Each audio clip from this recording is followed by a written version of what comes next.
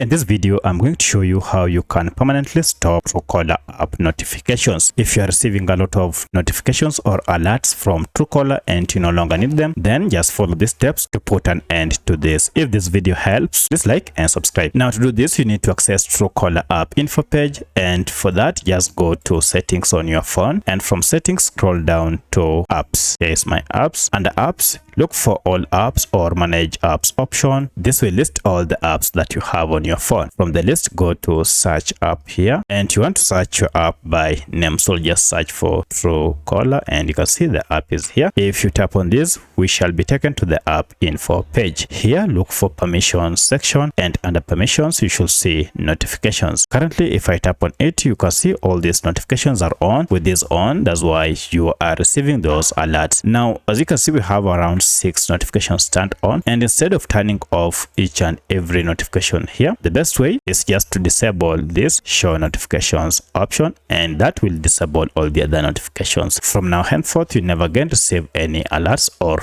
notifications from Truecaller app. So that's how you can do it. If you have any other question, kindly let me know in the comment section. Otherwise, thanks for watching, and let's meet in the next video.